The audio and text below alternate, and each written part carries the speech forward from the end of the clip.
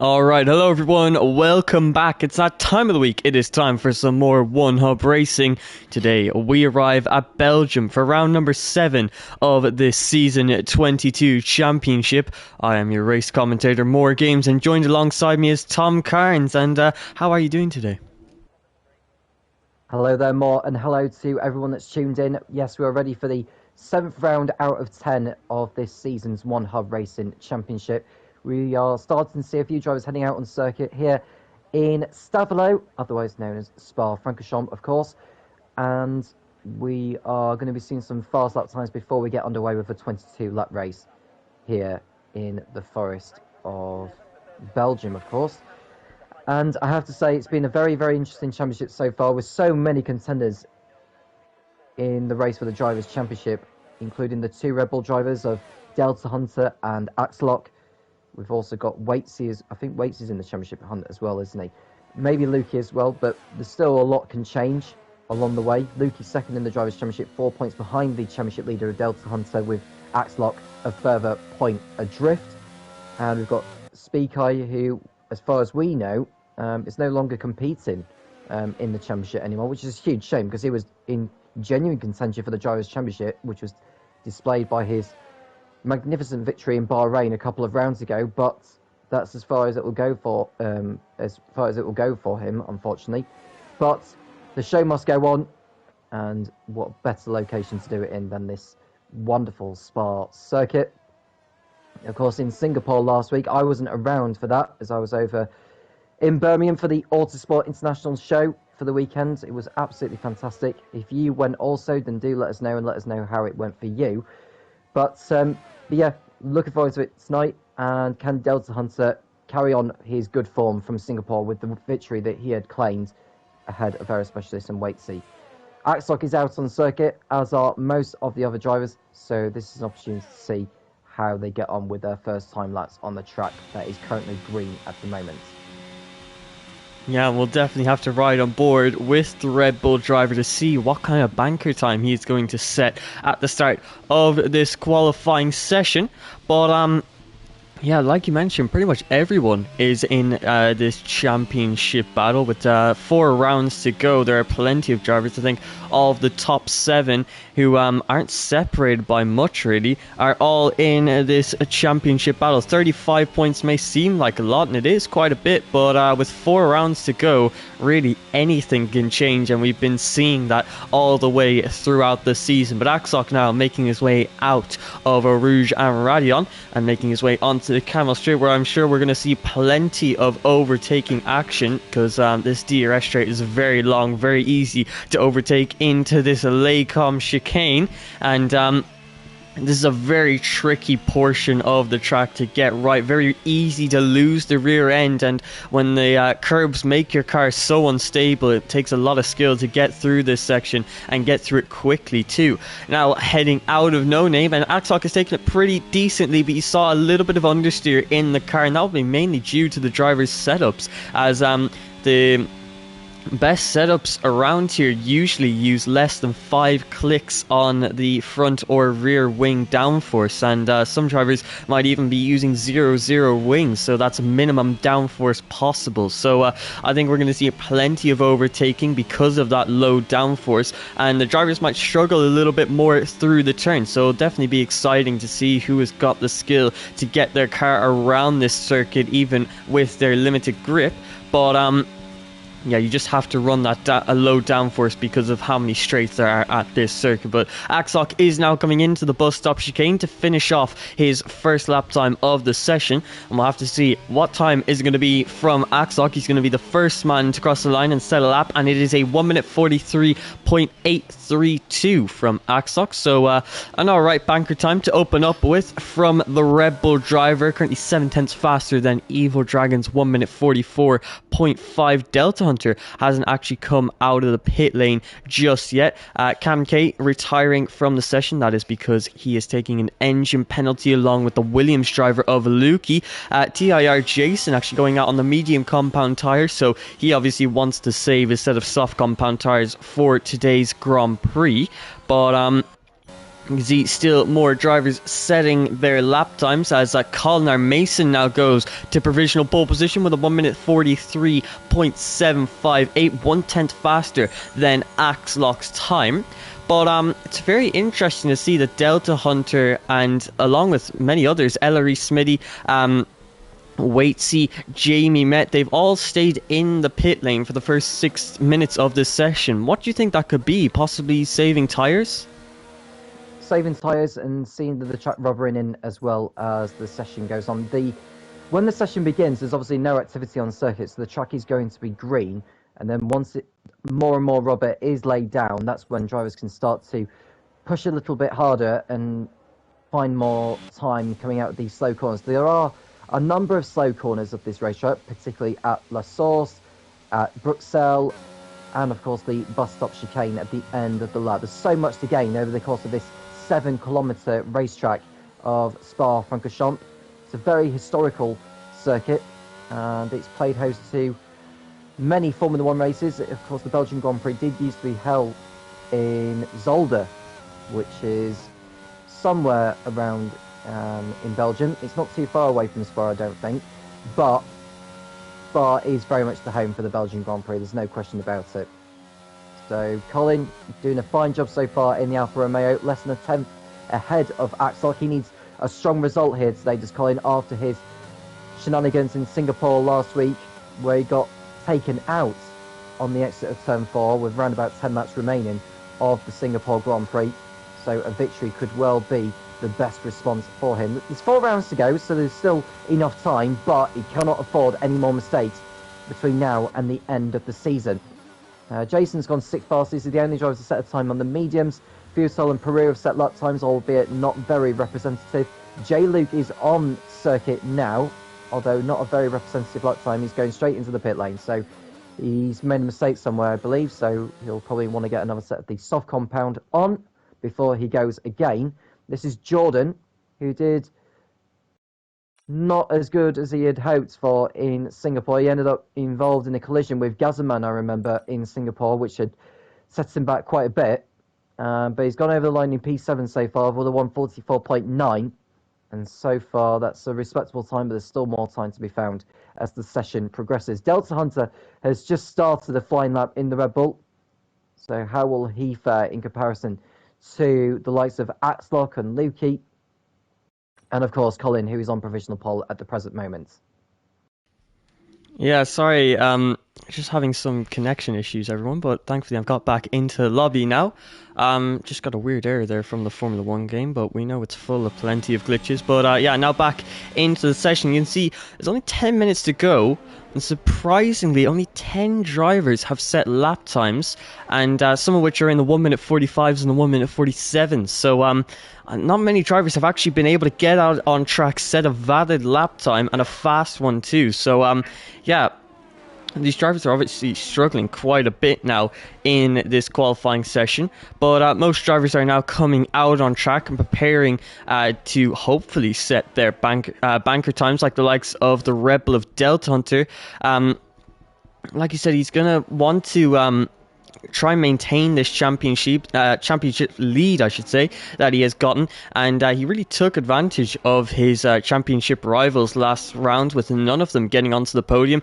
It was actually Waitsy and Aero Specialist who got their very first podiums last week, and Delta Hunter won that Grand Prix and gained a lot of ground after a disappointing result at Bahrain. So he's gotten back into the championship lead right now. Hasn't set a lap time in this session, but he is now about to begin one, and he's actually starting this lap with only 40% ERS, so I'm not too sure what's happened there. Maybe he actually accidentally had it on hot lap mode while he was on his out lap. That definitely won't help him into turn 1.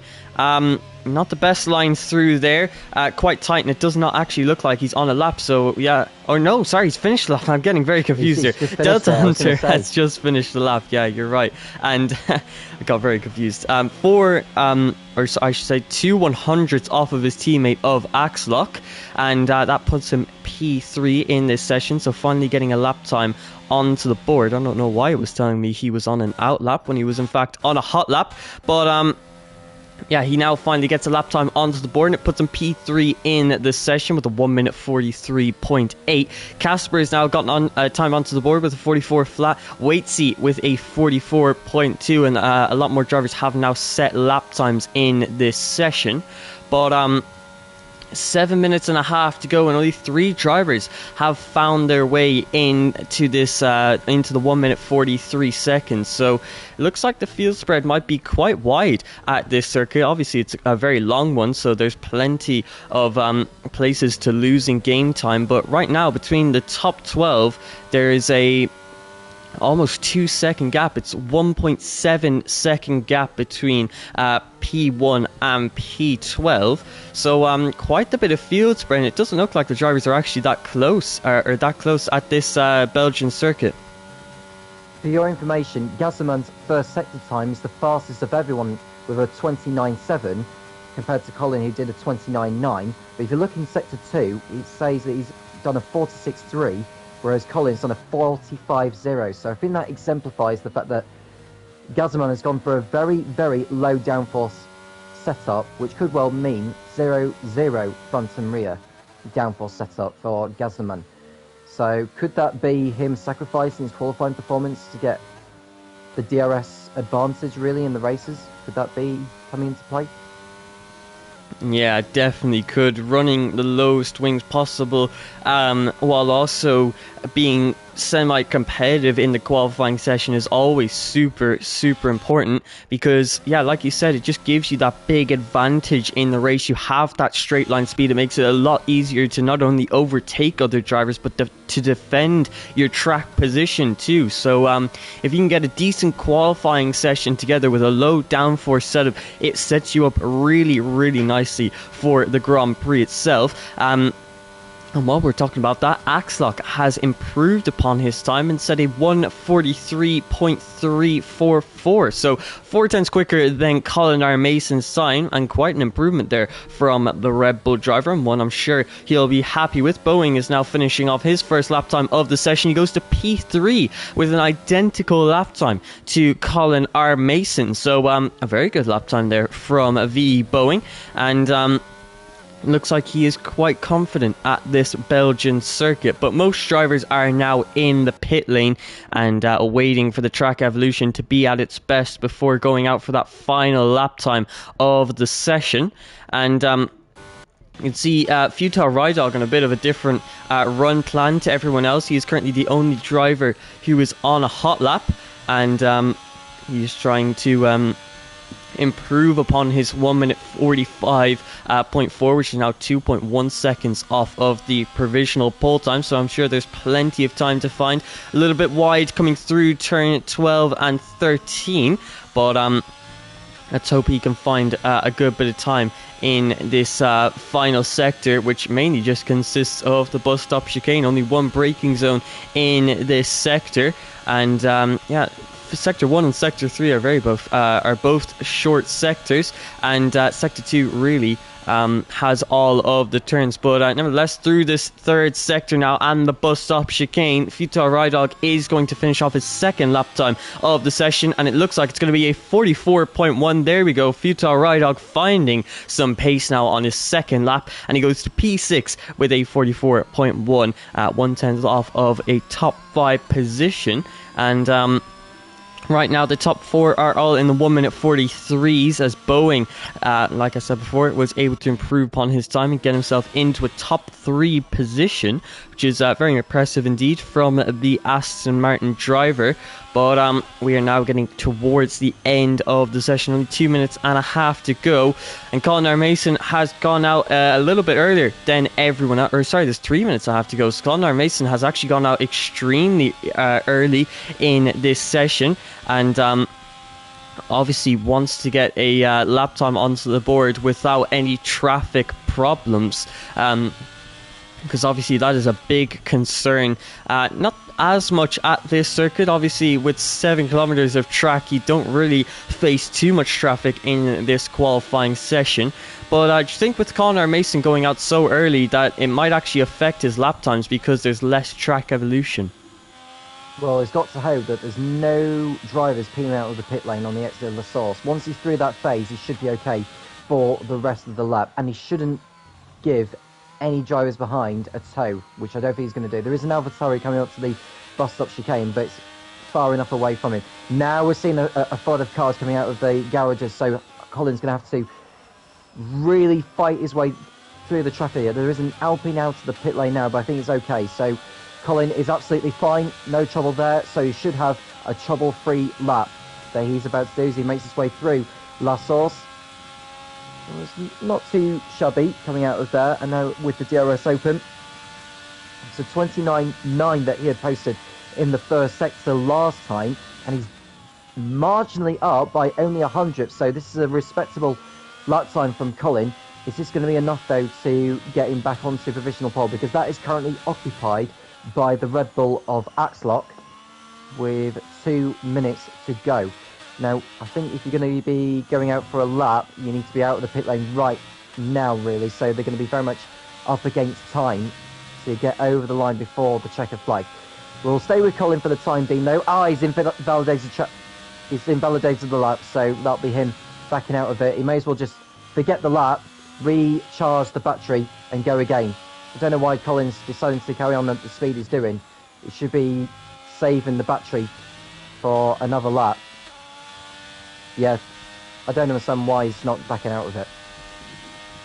Yeah, very interesting indeed. Maybe hoping that he can get back to the pit lane in time to put on a new set of tyres, but I think that's pretty much impossible now with only 1 minute and 15 seconds left to go. So Connor Mason's session pretty much over now as he gets himself back into the pit lane, but he will not be getting another lap in. Meanwhile, Waitsy goes to P2 with a 1 minute 43.5, just 2/10 off of the provisional pole time. A great lap time there from Waitsy to put him P2 in the session. You can see the likes of Casper is currently starting his lap, so let's ride on board with the AlphaTauri. Or no, sorry, he's finishing his lap. This game keeps telling me. Yeah, this game keeps telling me that they're on out laps when they're clearly not. But yeah, Casper has now finished his lap and has gone to P3 with a 43.7, so finally dips into those 1 minute 43s, which puts him in P3 in this session and 4/10 off of Axlock's time. But yeah, Axlock has still got time to start another lap time in this session, although it's going to be quite close. Only 20 seconds left in the session now, so he needs to make sure that he gets across the line before the session ends, but I'm sure he will to set that final lap time of the session. And he's gone out so late that he is going to get the best track evolution possible. So let's ride on board with the Red Bull driver to see if he can solidify his position in pole position for today's Grand Prix into turn 1 of La Source. And you can see dipping the car in there on the apex, hitting the late apex, and then using the full width of the track to get the best traction possible up through Eau Rouge and Radion, and trying to cut the track limits, but a little bit too much, and he has invalidated his lap time, and that is going to be the end of his session, so he will not be finding any more improvements on his 43.3. We currently have VE Boeing and also Delta Hunter on a time. Delta Hunter a 10.5 up on his 43.8 as J. Luke actually gets a 5-place grid penalty for a collision with Jamie Met, and that means he'll actually be starting from the very back of the grid. So that's a shame to see there from J. Luke. But Delta Hunter now across the line. He goes to a 43.6, which boosts him up to P4. Evil Dragon is in P3 with a 43.5, so a lot of late improvements in this session now, but it looks like VE Boeing is going to be one of the last guys to finish a lap time across the line. He goes to P3 now with a 43.5, just about beating Evil Dragon. Looks like TIR Jason has invalidated his lap time and J. Luke has abandoned his, so it looks like Axlock is going to be on pole position for today's Grand Prix, with Waitsy joining him on the front row of the grid, just 2/10 behind Boeing and Evil Dragon on the second row of the grid, both in the 43.5s, and it's quite an interesting top 8. They all managed to get into the 1 minute 43s, but Axlock's second time of the session of a 43.3 has gotten him pole position for today's Belgian Grand Prix. It has. It's a very good lap time from Axel, getting his Red Bull up there to pole position. There's no sprint for your information. We are going straight into the Grand Prix. Waitsy did a very, very good job with the lap time he had posted as well. So that's him up there onto the front row, less than a couple of tenths away. And Bowen doing a fine job in the Aston Martin, it has to be said, to get himself as high as third. Really, really well done to him. Will he be able to keep that up to... Well, will he keep it up in the race, I should say? Because he's been involved in a lot of the fights in Singapore last week. He could well do with that kind of mentality again if he is to get a strong result out of it. Running down the rest of the grid then, so Evil Dragon doing very well in the Mercedes up in 4th place, with Delta Hunter, the championship leader, in 5th ahead of Casper. Colin in a disappointing 7th place ahead of Gazzaman, and Futile with Smithy rounding out the top 10. Jordan was 11th ahead of Jason, who did his lap on the mediums. Ols and Jamie Met on row 7, followed by Peru and Luke, who will be starting at the back of the grid because of his collision with Jamie Met in qualifying. So Cam K-Man will start 16th with Lukey in 17th place, and J Luke at the back in 18th and last place. So we've got the race to come up very, very shortly. I don't think there's going to be a formation lap. There wasn't in the last couple of events, so I can only assume that there will not be, though there will be a formation lap before the race gets underway, which will give us an opportunity to have a look and see what tyre strategies each driver has to go for. Now, within One Hub Racing, you have to do at least 2 pit stops. In terms of which tyres to do the race on, well, that's down to the drivers to decide on that. But they must pit twice, otherwise it will be a disqualification at the end of the race, which the drivers won't want. The point system is as follows. The top 12 do score points, with 20 points for the race winner, 17 for second, 14 for third. Down to 12th who get 1 point. There's also a point for the driver who posts the fastest lap of the race out of those that finished inside the top 10. Outside the top 10, there is a point on offer for the driver who's finished outside the top 10 that gets the fastest lap out of those that finished outside the top 10, if that makes perfect sense. We'll run down in terms of who's got what during the course of the race, so you can keep yourself right up to date with all the action that is going on. So this is an opportunity for us to mention One Hub Racing's partners and sponsors. We'll begin with the sponsors, beginning with Next Level Racing, who sponsored the league by providing the prizes. Pure Sim Gimmer, who sponsored the league by providing a new product not launched yet to the drivers with the most podiums. Gamergoo, who sponsored the league by providing a Gamergoo samples to the trophy winners. Assetech Sim Sports, who sponsored the league by providing a multitude of prizes with different ways to win them. The driver with the most fast laps win a set of Forte pedals, and the driver with the shortest combined qualifying time wins a set of Forte pedals and boots. The partners, Vesperstein, who partner One Hub Racing with the support of the official apparel. ERT, who partner the league with the Go and Get Stuff Award and league trophies. And finally, SimGrid, who power One Hub Racing with the race results and the championship standings as they update. So you can keep yourself up to date with how your driver is doing, or how you are doing if you are involved in terms of the race results and the championship standings in comparison to the others. The formation lap is underway, so we'll have a look to see who is starting on what. So we've got the top 4 all starting on the softs. Delta Hunter, Casper, Jordan, Ols, Jamie Met, Peru and Luke are all starting on the mediums. The rest are all starting on softs. So no one is starting on the hard compound, which is no surprise really on this circuit. We expect the drivers to do a medium soft strategy maybe if you start on the mediums. You could do a soft and then do 2 medium stints. It depends how the race goes really, because if you get a safety car, that could well change things, as it usually does so at Spa on this game. Yeah, obviously in One Hub Racing, it's a lot harder to predict the strategies of all of the drivers, because there's so many ways you could go with the strategy. You can see at the start of this Grand Prix a split of mediums and softs from a lot of the drivers, as ERT Jordan and Jason have a collision there and are both disqualified from the session, so they're going to have cold tyres for today's race start, and that's not going to help their race efforts whatsoever. But yeah, it's really hard to predict the race strategy, because usually you go for a hard medium, and if there's a safety car you just box a few laps earlier than you would have done anyways. But here in One Hub Racing, if there's a safety car that comes out, your strategy completely changes, and you have so many options, and you can only pick one.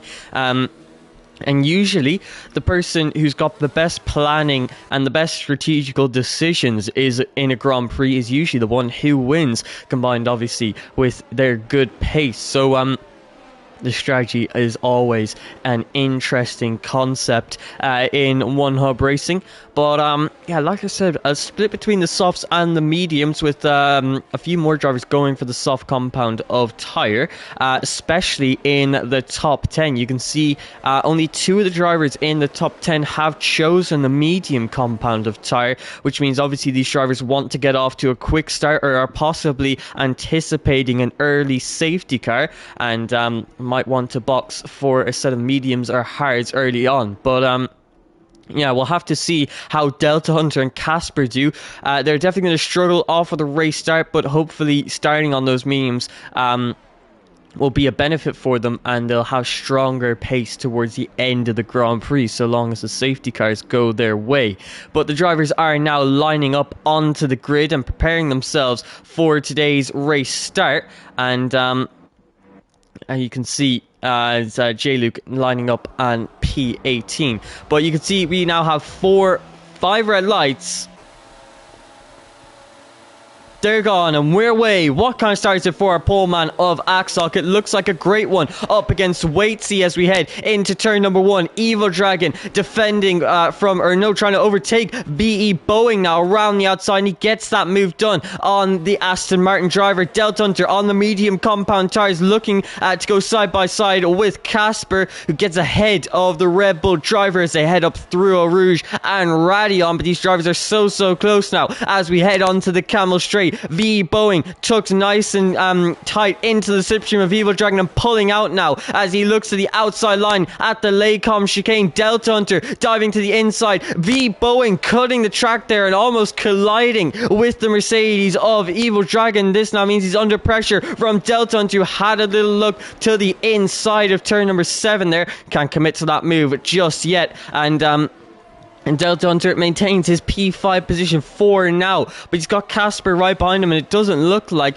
the medium runners have actually struggled that much off of this race start. Lukey, though, I've just noticed, has gone from P18 to P9 in the matter of a sector and a half, so obviously he's had an amazing race start as he finds himself into the top 10, and wow, that was an absolutely amazing start from the Williams driver. You can see the Haas of Ellery Smitty looks to the outside line at turn number 14. Very hard to pull off a move there, and Colin R. Mason is able to maintain his P7 position.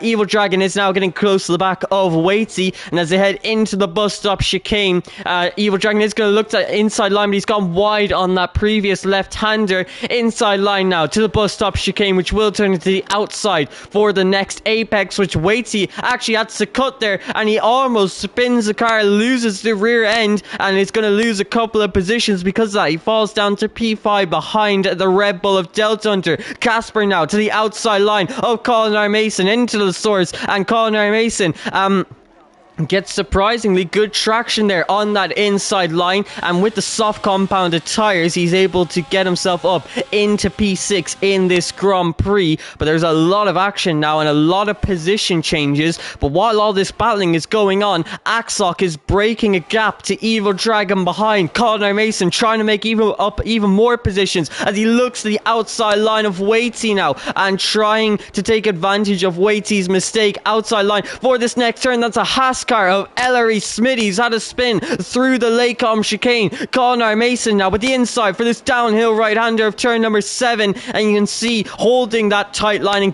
finally gets the move done on Waitsy. He's up into a top 5 position, but Axoc 1 second out in front now, and he's got a pretty decent lead in these first 2 laps. Well, not anymore, because his connection has gone more, so Axoc absolutely in a really damaging position now with the connection issue. He has to hope that he gets back in time as Evil Dragon closes in. He's going to take the lead very shortly. Bowen up there in 3rd place, so Delta Hunter doing nicely on the medium compound, it has to be said. We've got a spinner in sector 2. I think that's Smithy, who's had his 2nd spin of the lap. We had Jamie Mack come into the pits, and Lukey's spun round as well. So Lukey is off the track at Stavelo, and he's going to find himself with too much work to do from here. So Lukey's hard work at the start has come to naught, and he's going to find himself with a heap of work to do as Evil Dragon takes the lead with Bowie now second. Delta Hunter crucially ahead of his championship rival in third place, with Colin, who's going to be moving up very, very quickly as well. But Delta Hunter, well, you have to say this is playing into his hands with the melodies involving Axlock and Lukey.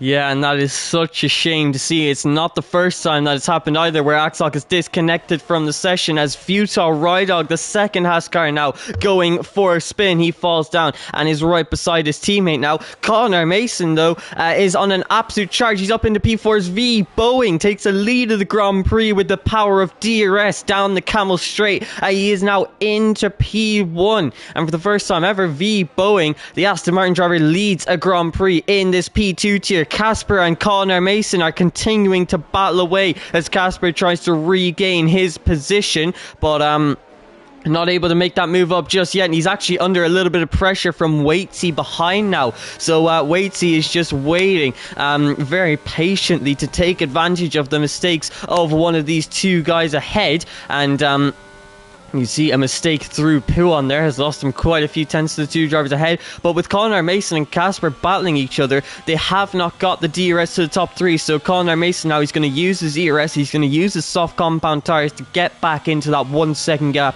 of Delta Hunter ahead, because the DRS is so crucial at this Belgian circuit. There's only 2 DRS straights, but the second one in particular is very long and extremely important. Now Cam K Mom has gone for a spin out of turn number 15, and he now falls down to the P16 as he gets overtaken by both of the Haskars, who are currently battling it out for position, as Futile Rydog is going to the inside line of LRE Smitty, and you see contact between the two Haskars. Futile Rydog coming out worse as he has another spin in this Grand Prix and falls even further back in this race. So it's not been Futile Rydog's day so far in these first 4 laps, but Delta Hunter on the medium compounded tire looks like they are starting to gain some performance relative to the soft compound tires, because Delta Hunter has the straight line speed now, and he's going for the move on the Mercedes driver of Evil Dragon, and he gets it done before the braking zone of the Laycom chicane.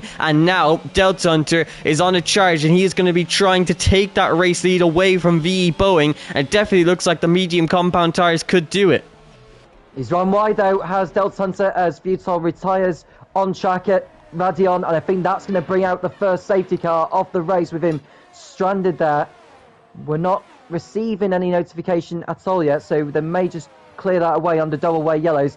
But Delta Hunter ran wide at Bruxelles, and that allowed Evil Dragon to go back through again. So Delta Hunter's hard work in getting past the Merc has come to nothing really, as we're still seeing a yellow flag in sector 1 with the Haas car trying to be towed away by the recovery vehicle, but that shouldn't be too long, I don't think, before that is disappearing out of the track. But there we go. So at least it keeps the race going as it is. Bowen leads the Belgian Grand Prix on that 4, coming towards the end of the lap, ahead of Evil Dragon. Delta Hunter is in 3rd place, ahead of Colin on the soft compound. Casper's doing a fine job also in the Alpha Tauri in 5th place, with Waitsy 6th after his spin at the end of the first lap, but at least he's still in contention. Axlock has rejoined the lobby now, so it shouldn't be too long before he regains control of his Red Bull, as Evil Dragon takes the opportunity to pit in at the end of lap 4. So we should expect him to go onto the mediums, as will Waitsy, as will Axlock, who's doing that now.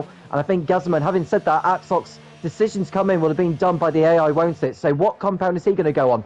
It's the mediums. I think that's the tyre he would have wanted anyway. So he's very lucky to be given that, because otherwise, had he given him the hard compounds, he's going to find himself with more to do, really, than he would have expected. But at least he's still in the race. Jamie Met came in for a pit stop at the end of lap 1 for a new front wing, as did Lukey, who damaged his front wing after spinning into the barrier at Stavelo. So Bowen in the lead still, with Delta Hunter now in 2nd place again.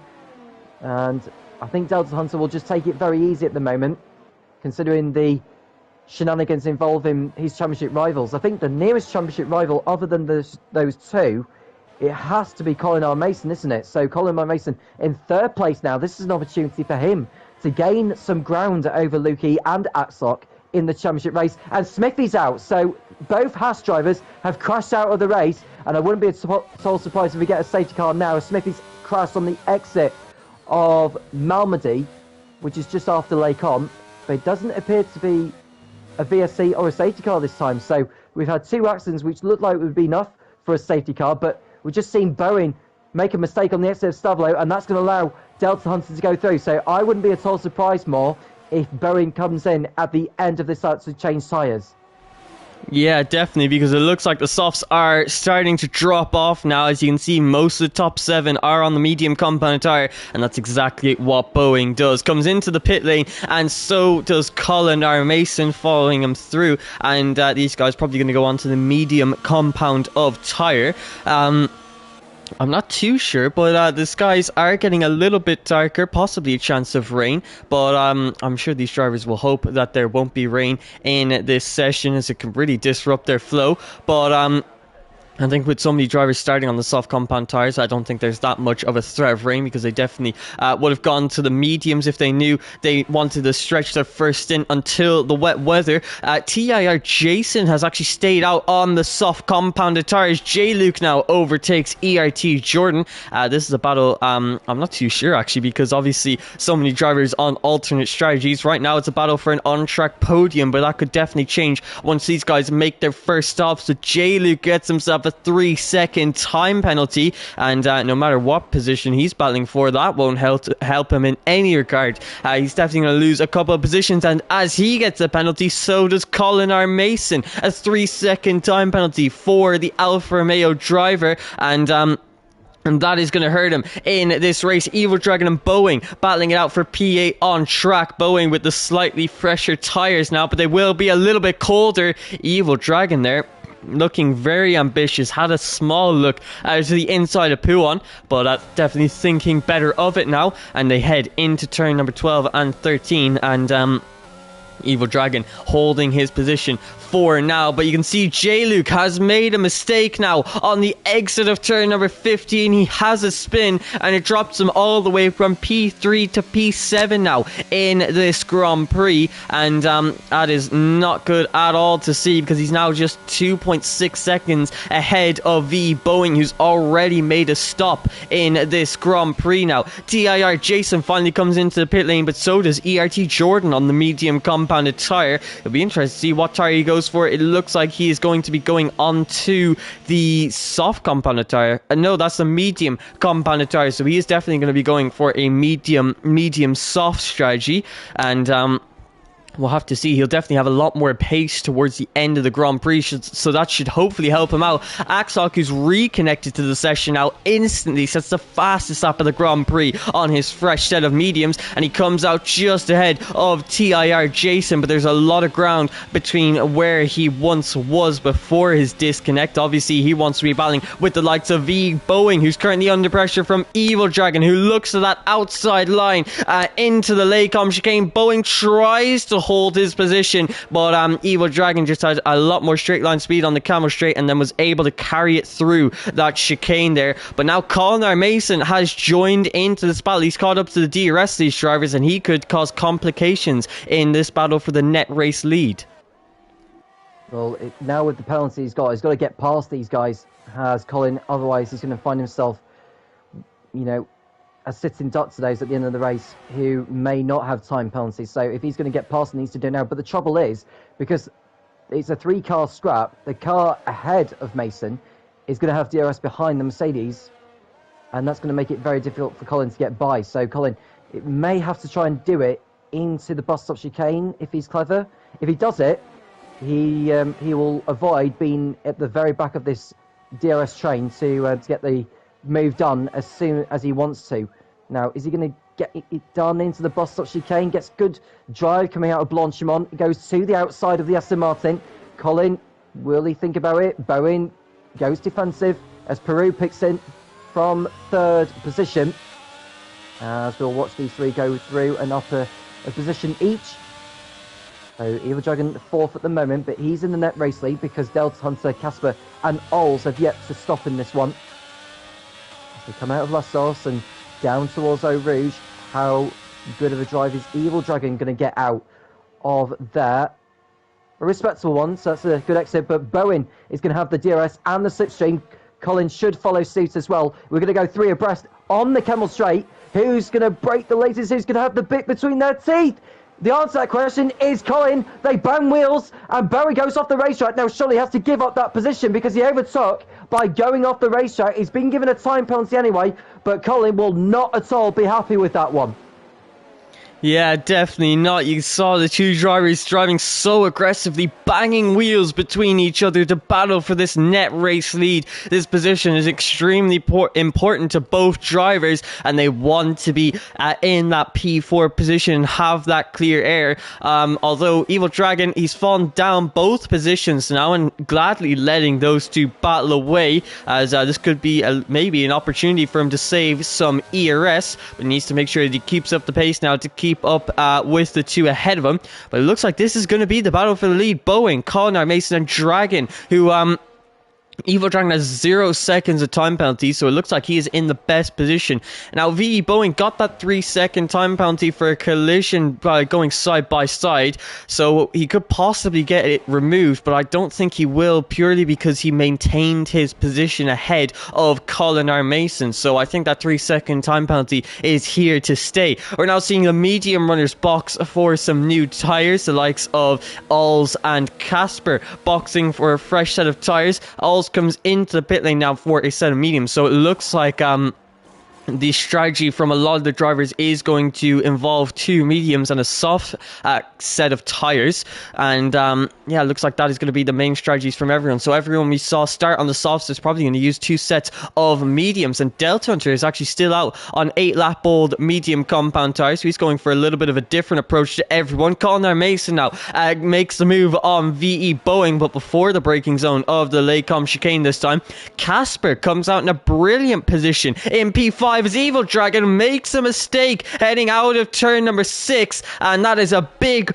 mistake. He falls from P3 to P6 and is now 6 seconds off of that battle, and now being overtaken by Axlock down the inside into turn number 7, and just trying to take advantage of the chaos that has just happened there, and he moved himself up into P6, but that's a massive mistake from Evil Dragon there, and such a shame to see. He was on for a possible race win, but he now falls all the way down to P7, and this now means Casper doesn't have a link to the top 2, because Evil Dragon was going to be giving him the DRS, but now he's 2 seconds off of the battle for this lead. So Casper came out in a great position. It doesn't look so great now, but he has got fresher tyres, he has got the clean air, not that much ERS, but if he can find the pace, he could catch up to those two. Delta Hunter into the pit lane now for a fresh set of medium compound tyres, so he is going to be going for a medium soft. He went for quite the overcut there on his first set of mediums, which is definitely interesting to see that he would actually want to stay out on that worn set.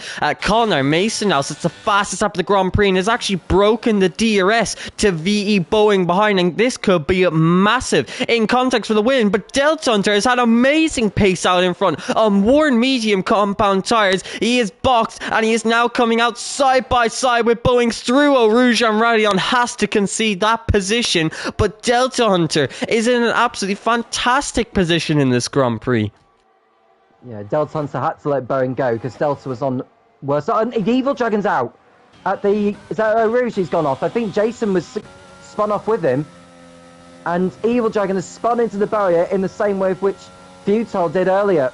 So Evil Dragon's great race has come to a premature close, and I don't think we're going to get a safety car this time. I wonder if there's a setting more that the host has done so that we don't get as many safety cars or whatever. I'd like to think it's not, but I've got a feeling with the nature of the accidents we've had in this race, I reckon that, you know, in terms of the level of strictness, in terms of bringing out the safety cars and virtual safety cars because the crash has been limited. But we carry on as we are, as Colin takes the lead of the race now with Bowen in second place. Delta Hunter on fresher tyres than the top two is in third, ahead of Casper and Waitsy.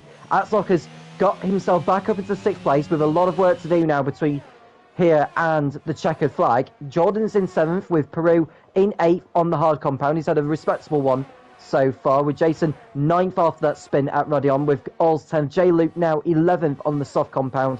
Cam K Mum, Jamie Met, Lukey and Gazzaman the rest of the runners so far. So it's still all to play for with Colin and Bowen in first and second, but as it stands with the time penalties applied, Delta Hunter will be coming away here as the race winner for the second week running. Yeah, and you're dead right. He's 4 lap fresher tyres than VE Boeing and Colin Mason ahead. And obviously, like you mentioned, they both have time penalties as well. So Delta Hunter showing that his pace is more important than his strategy, because obviously staying out on those mediums meant he was spending more time on worn tyres, which was definitely losing him time. But his raw pace is just so good, and he's now displaying that again as he makes the move on VE Boeing up into P2 now, 1.2 seconds off of the race lead. Delta Hunter is in a great position in this Grand Prix and set to win a second race in a row, but he's only halfway through this race. He's still got lots of time, and plenty of time means plenty of time to make mistakes in this race. So he needs to make sure that he keeps it consistent now for the rest of this Grand Prix. But you can see there's starting to be a little bit of field spread now in this race. Obviously, there's plenty of action going on the front. Colin Mason now under pressure from the Red Bull of Delta Hunter. Casper almost catching up to the DRS of VE Boeing, which is crucial to his race efforts. Waitsy in the background in P5 on 6-lap old medium compound tyres, along with Axok trying to recover in this race. And he is currently 8.5 seconds off the race lead, so there's every chance that he could catch up, but it's going to be difficult, especially because he started on the soft compound tyres and he's now got a set of mediums to go until the end of the race after he boxes off of this set of mediums. So he's got this medium and then a new set, and that will be his race strategy. So yeah, he's not going to have that advantage of having softs towards the end, so he's going to have a little bit less pace than likes of Delta Hunter is going to go straight to the softs, and Casper too. So I think he's going to need to really show why he is in this championship battle and put on a champion's drive. And obviously that disconnect put him all the way down outside of the top 10. He's now recovered into the top 6. So he's driving a great race so far. He just needs to keep this up now. He's slowly gaining on Waitsy ahead, 10th by 10th. He is looking like he's going to catch up to the Williams ahead. But while all that is happening, there's yeah, you can see the top 3 drivers, top 4 even, are struggling to get within DRS of one another. Delta Hunter no DRS, Boeing with no DRS. Casper has now caught up to a 1 second gap of Boeing, so he will be getting the advantage of DRS on the very next lap. But the likes of Colin Mason, VE Boeing, Waitsy, and also Axok, when do you think they're going to consider boxing for their final set of medium compound tyres? Once the tyres start falling away. Remember, it is a clockwise circuit, is Spa, so it'll be the left front taking more of the beating than the right-hand side, as the drivers will notice. But I would say if those who've gone onto the medium compound earlier, i.e. Colin, Bowen, Waitsy, and Axok, they're going to be in the pits, I would say, within the next 3 laps, because once the mediums start to really go, then they're pretty much falling off the cliff, really, and they may be reluctant to go on to another set of mediums. Whereas for Delta Hunter, as you rightly mentioned, and maybe Casper as well for that matter, they are going to be able to stretch out their current medium stint and go onto the softs later on before the end of the race. That's going to give them a huge advantage. So the medium runners who have stretched out their stints longer than those currently on track, as Axok pits in, so he's decided to go for an undercut. He knows that he's probably going to go onto a set of mediums anyway, so he thought, I'm going to go onto a set of mediums, another set of mediums right now, and go to the end of the race and hope that either a safety car comes out or get an undercut done on those ahead of me. So Jake Luke coming in also. Let's go on to a set of mediums, I presume. He's had a day to forget, really, has Luke. No, it's the hard compound he's going on, so he's going for a rather conservative approach. It has to be said, he'll be hoping for a safety car later on to get himself back into the action. So this is important now for Colin and for Bowen, because they've got time penalties, so they just need to... Well, they've got to hope that the safety car does not come out, because otherwise, if we get a safety car, they're going to be very much, well, pretty much out of sync by the end of the race with the penalties they have in comparison to those that don't, because they're going to be right behind each other, aren't they? Yeah, they definitely are. So they won't be hoping for the safety car, but the safety car has been reluctant to exit the pit lane and actually stop the racing action. So we haven't had a single one in these 13 laps, and it is on the reduced setting, which is usually the best for league racing, and usually does come out more than this, even on the reduced setting. So surprising to see that we haven't seen the side of a safety car in this race, but I'm sure the drivers will be quite happy with that. They've been able to push on for these last 13 laps and enjoy just driving these Formula 1 cars around the circuit, and with a race win at stake for the likes of Delta Hunter and Colin Mason, who now comes into the pit lane for a fresh set of medium compound tyres. We're going to have to see where he comes out relative to Axok, who did actually get caught up in a little bit of a battle between himself and Cam Mom, but he did come out on top in that one. And let's see now, Colin Mason and Waitsy both coming into the pit lane. Colin Mason, new mediums onto his Formula 1 car, and coming out onto the pit exit now. He comes out just behind ERT Jordan, but Axok is now just heading into turn number 1. So you can see there is still quite a big gap between himself and the race lead, but he's going to continue to push on and try to get back to where he once was. And he's actually showing great pace in this race, because he's now almost within the DRS of Waitsy ahead of him. You can see only 9/10 between himself and Waitsy, so he is actually into the DRS. This undercut has worked quite nicely for the Red Bull driver, and he will be battling it out now with the Williams. So he's got an opportunity to make up another position in this race and get himself into a net top 5. But as all these guys battle, you can see everyone is pretty much in the clear air now. So everyone is just trying to push their car as hard as they possibly can to find any sort of time. While they have this advantage of zero traffic. But looks like the main battle on track now is between Waitsy and Axlock, and Axlock just 2/10 behind, trying to follow Waitsy as close as possible.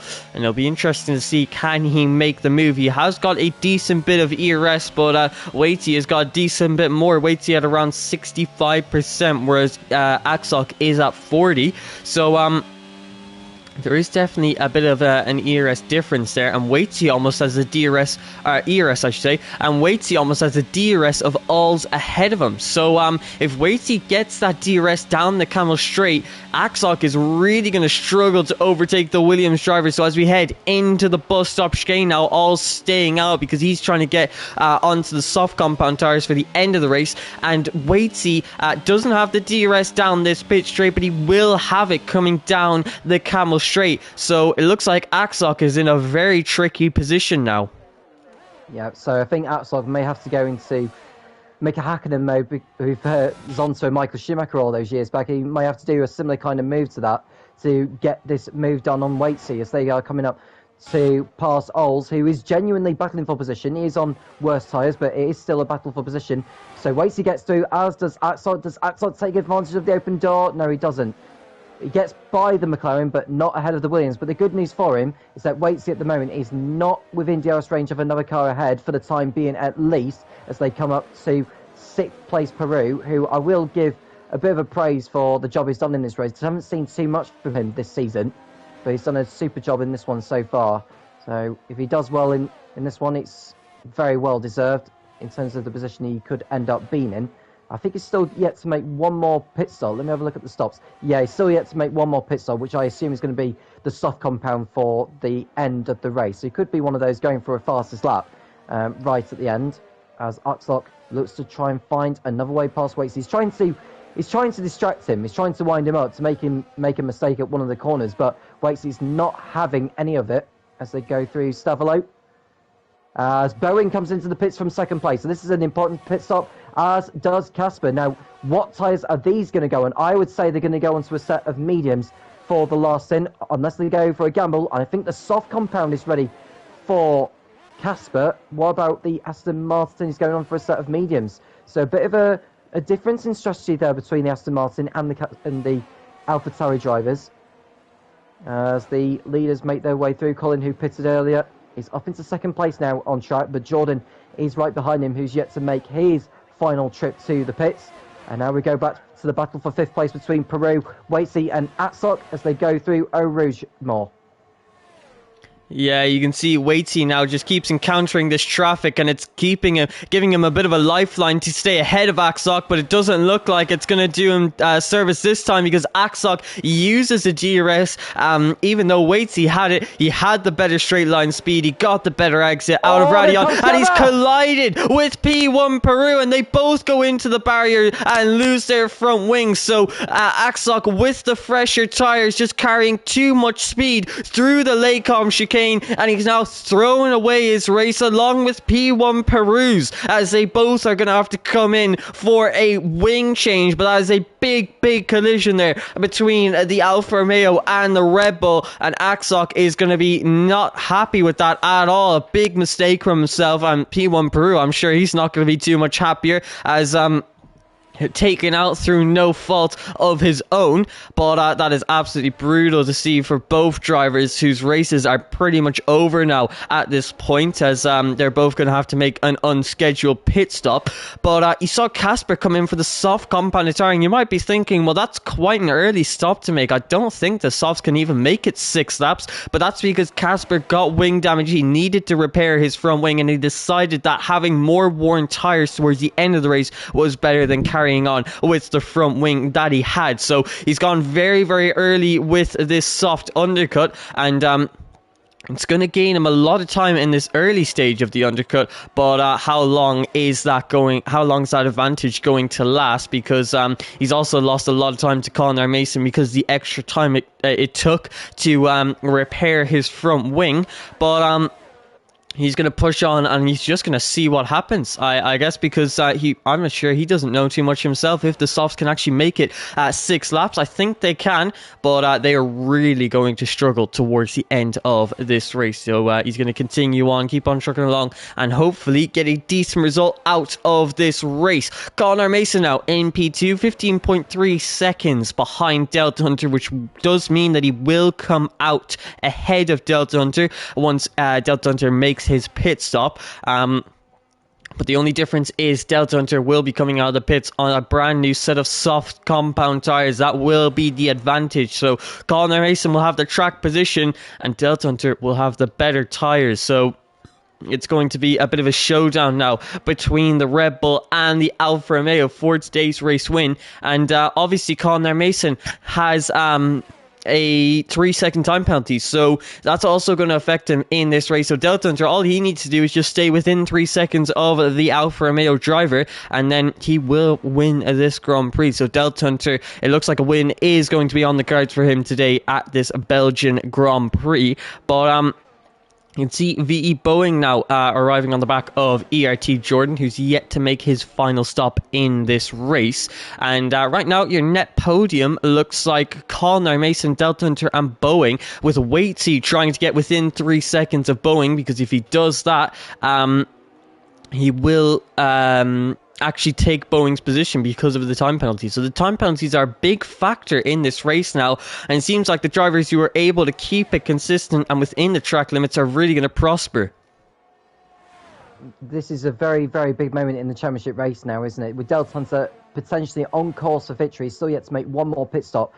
If he comes away with the race victory today, and possibly the point for the fastest lap, he could have a lead as big as 23 points, which is more than a full round maximum of points you can score in one home racing.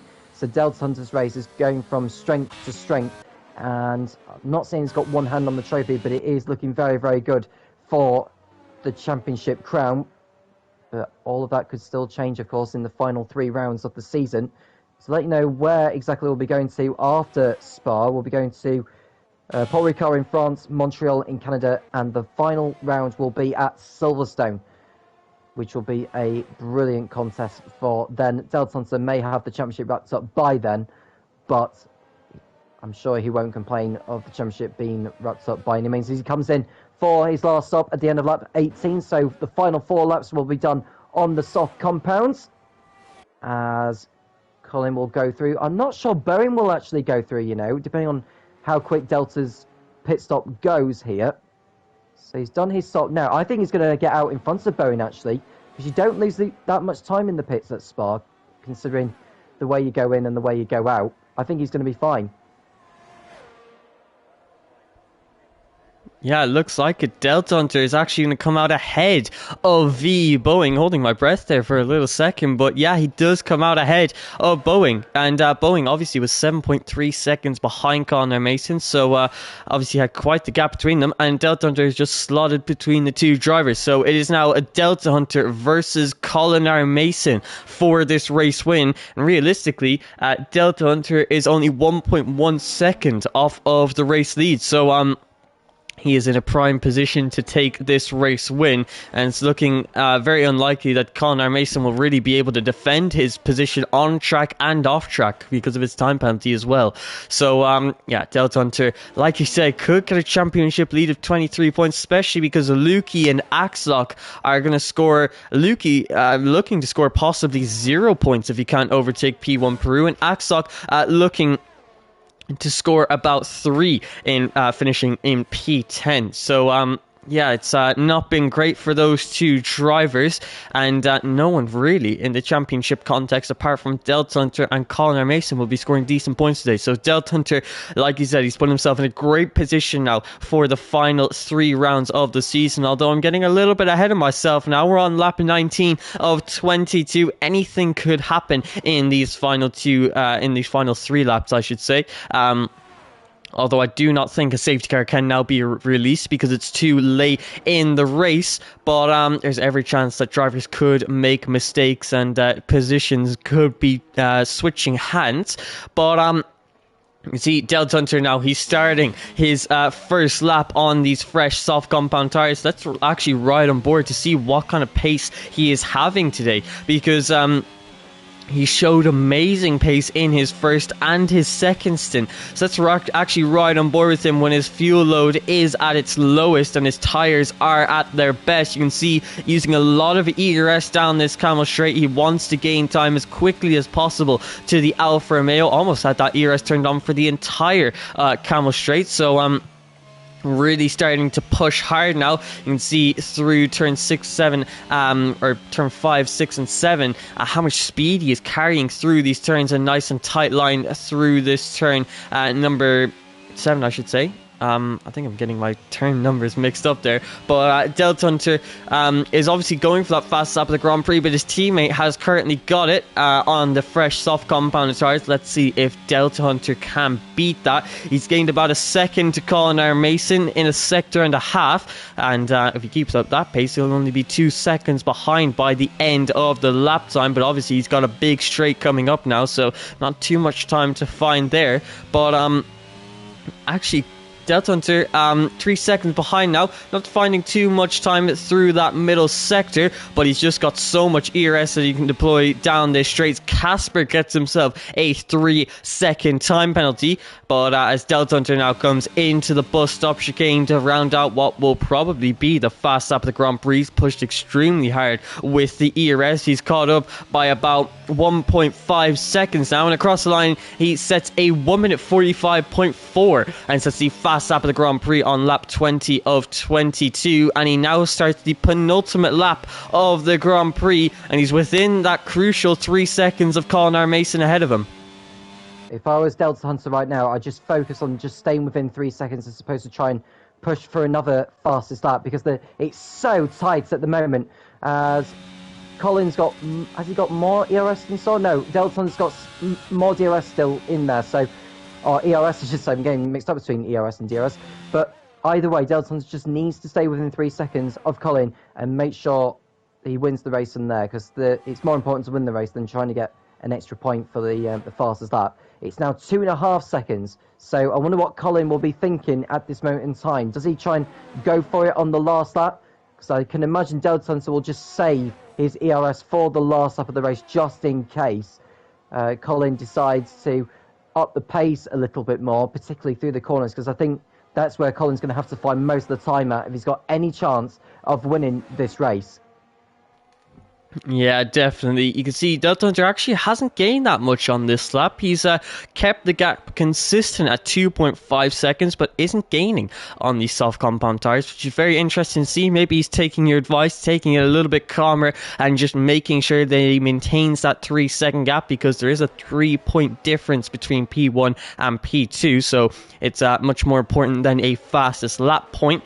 But yeah, you can see he's now within 2.3 seconds. Colin Mason is going to have to hope for a mistake from Delta Hunter, but otherwise it looks like his fate is sealed as he now starts the final lap of this Grand Prix. But while those two battle it out for the lead, there's also a little bit of a battle going on for P11 and the final points paying positions in this race, which P1 Peru is looking to snatch up as he has got 0 seconds of time penalties, has kept it very consistent and got quite unlucky with the incident between himself and Axoc, but he's got to put that behind him and just focus on the final lap of the Grand Prix and hopefully stay within the 3 seconds that he needs to be with Jason and Jamie met. But you can see 1.6 seconds now, so Delta Hunter is really starting to close down the gap, and he's going to be very, very close to Colin Mason before the end of the race. Maybe he wants to overtake the Alfa Romeo driver in case that 3-second time penalty gets removed, because he has saved up a lot of his ERS. He's got 50% ERS on this final lap of the race, although the recharge rate at this circuit is probably one of the highest on the calendar because of the downforce levels, so that's why he's got so much ERS to use. At 1.3 seconds, we're keeping eagle eyes on that gap between P1 and P2 because it's the most important gap on track. Lukey now sets a 1 minute 45.2, and he is going to be most likely taking home the fastest lap point for the drivers outside of the top 10. But now, as we come out of turn 15, 1.3 seconds is the gap between Colin Mason. So now, Delta Hunter, who has had an amazing pace throughout this Grand Prix, amazing pace on all 3 of his stints, he is going to come into the bus stop chicane, and for the second weekend in a row, Delta Hunter is going to come across the line to win the Belgian Grand Prix. An amazing performance from the Red Bull driver, solidifying his lead in the Drivers' Championship. Colin Mason getting a P2 in this race, in his second podium of the season. The ever-consistent Alfa Romeo driver continuing to score good points for himself and his team. V. Boeing finishes on the podium for the first time in this season. A great performance from the Aston Martin driver, and all 3 drivers on the podium putting in amazing performances to get themselves to the position where they are. Waitsy finishing P4 in this Grand Prix, with Casper in P5 on 7 lap old soft compound tires. Very impressive that he was able to take them that long. And his teammate ERT Jordan all the way up in P6. Cam K-Mom finishing in P7 after taking a grid penalty. All finishes P8. J-Luke in P9. Axoc finishing quite low down in P10 after his collision between himself and P1 Peru, who finishes directly behind him in P11. And Jamie Met rounds off the points paying positions with Jason, Lukey and Gazaman finishing in P15. Then obviously the DNFs of both Haskars and Evil Dragon. But what a race that is, and Delta Hunter, that's a massive lead now that he's going to have in this championship. Almost a full race wins worth, and actually will be a full race wins worth, because Axoc and Lukey both haven't scored that many points. No, so as far as I know with the points, I've just seen the drivers of the fast start. So Delta Hunter's got the fastest out those in the top 10. Outside the top 10, it is Lukey in 14th place. So at least Lukey comes away with a point from there. So with the championship as it is, with Colin Mason finishing in 2nd place, he moves on to 85 points. Lukey goes on to 84. Axoc goes on to 85. But with a race win to his name, Axoc would be ahead on countback. So he is in 2nd place. But Delta Hunter, by collecting a victory and fastest lap, he is now on the 108 points. Therefore, 23 points clear of everyone else with 3 races to go. Can anyone catch the Red Bull driver between now and the season's end at Silverstone? It's been a tremendous effort from the Red Bull driver today. Back-to-back victories. It's not often that you see that in One Hub Racing, in all honesty, particularly in the P2 tier. It's meant to be one of the more competitive tiers. There's only 3 tiers in One Hub Racing these days, but this is what we look to see in the race, in league racing altogether, it has to be said. So the drivers on the podium celebrating, most particularly Delta Fonsa, who will be very much celebrating that long into the night. He is the winner of the P2 tier in season 22 in One Hub Racing. Colin Mason coming out in second place after crossing the line first. He won't be too disappointed with that, though. In third place is Bowen. Very, very well done to him. Waitsy fourth. Casper fifth ahead of Jordan. Cam came on. Ols was eighth ahead of J Luke in ninth. He did well coming up from 18th on the grid to there. Outsock in a very disappointing 10th place. He's got with it all to do now in the remaining races this season. Peru was 11th, followed by Jamie Met, who took the final point in 12th. Jason 13th. Luke got the fastest lap point in 14th place. Gazamon, the last of the finishers, in 15th place. Evil Dragon, Smithy, and Vutal were the drivers who did not finish. So it's time for our drivers of the day. I'll let you go first on this one, Mort. Who is your pick? It's such a difficult selection in this race because there were so many good performances across the board. But if I did have to give a driver of the day to one driver, it has to be our race winner of Delta Hunter. For the second week in a row, he has performed and he's gotten that race win from 5th place on the grid as well. He went for the overcut strategy. He used the clean air to his advantage, showed everyone that he had dominant pace in this race, and he went on to win the Grand Prix for the second week in a row. And he's now got a big championship lead in the Drivers' Championship, so I definitely have to give it to him. And my question for him would be, were you anticipating to go for that overcut strategy from the very beginning of the race, and did you expect it to go as well as it did? But that is going to be my question for my driver of the day. But Tom, if you had to give one driver of all of these drivers, I know it's hard to pick a driver of the day, who would you have to choose? My pick is going to go to Bowen for his gritty determination throughout the race. It was very much elbows out for him last week. This is my question for him anyway. So it was elbows out last week for you, Bowen, but was it the kind of mentality to help you sort of motivate you to sort of get out that podium that you did? Because it showed in the qualifying performance you did to get yourself up in P3, which was better than expected. After the elbows been getting out with Colin at Lacom, what was the key ingredient to you getting that podium today here at Spa? Your very first one in the P2 tier in One Hub Racing. So that'll be my question. Sorry for it sounding a little bit complex, but I'm sure the viewers will understand where I'm coming from with that performance, because that was a very good drive from Bowen, it has to be said today, despite picking up that time penalty as well as Colin did. So that leaves us with one more thing to do. Mort, would you mind mentioning the sponsors and partners of One Hub Racing, please? Alright, mentioning the sponsors just for this end of the stream now, and starting off with the title sponsor of Next Level Racing, who provide the league with prizes for all of the drivers. And if you obviously want to go get yourself some of their equipment and you don't think you have the skill to compete with these drivers who are at a very competitive level, you can go check out their link in the description. But moving on to our second sponsor, it's Gamer Goo, and they produce this great product, and you can use this cream to stop your hands from sweating if you're ever going for that intense gaming session. Pure Sim Gear also sponsors the league by providing prizes, once again, as most of these sponsors do. They do provide mainly racing gloves to give you that immersive experience when you're playing the Formula 1 game, I should say. Aztec Sim Sports is another one of our sponsors here in One Hub Racing. They actually give 2 really cool rewards for first, the driver with the most fastest laps gets a set of 4 pedals, and the driver with the shortest combined qualifying time wins a set of 4 pedals and boots as well. Moving on to the partners of One Hub Racing, ERT, you might see them in all of our titles.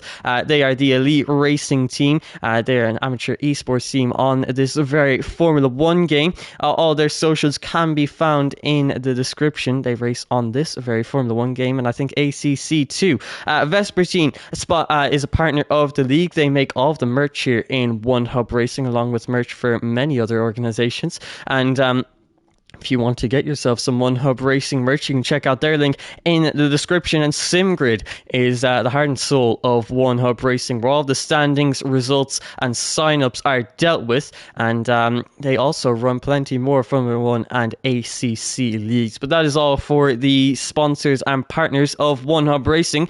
I hope you all enjoyed this Belgian Grand Prix. Quite an exciting one in the late stage of this season. I have been your race commentator, More Games, alongside Tom Carnes, and we hope to see you all next week for round number 8 of this season 22 championship.